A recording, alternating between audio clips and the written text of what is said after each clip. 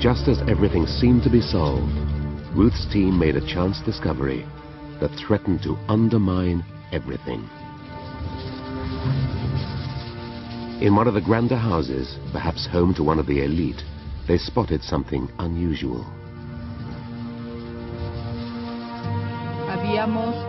We thought we had finished work on this section. We looked at the floor and we didn't think there was anything else there.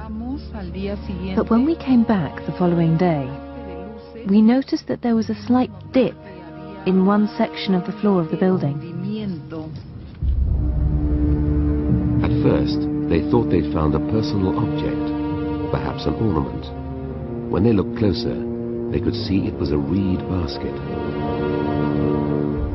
It had lain under the floor of a house for nearly 5,000 years.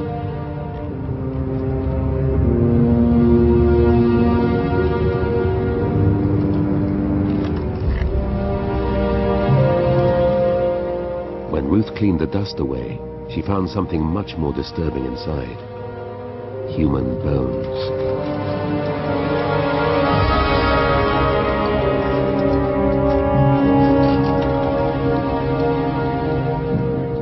They'd stumbled upon the body of a small child, perhaps even a baby. Suddenly, it raised a frightening possibility. Perhaps the people of Caral started a tradition which was to be common in later civilizations in the Americas. Human sacrifice.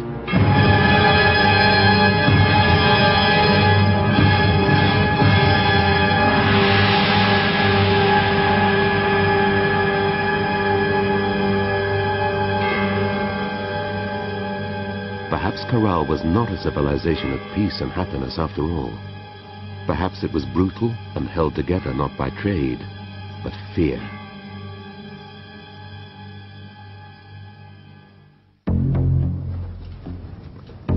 It became vital to find out how this child had died. Was it really a victim of some barbaric practice?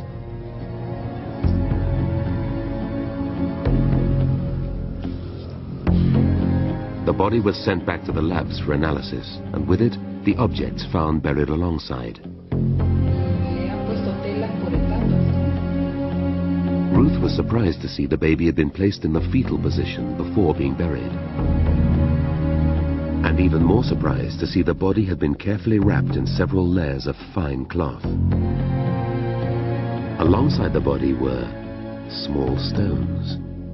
They'd been carefully polished and holes drilled through their center. They had to be beads, perhaps of a necklace.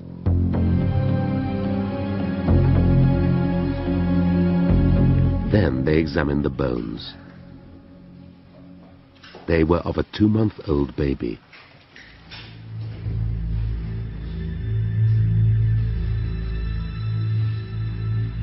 And then, slowly, each bone was examined for signs of violence. But there were none. They suspected this child had died of natural causes. It had been lovingly prepared for burial.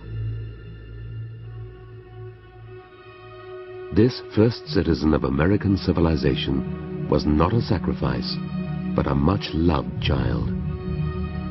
Caral really had been a city of peace, after all.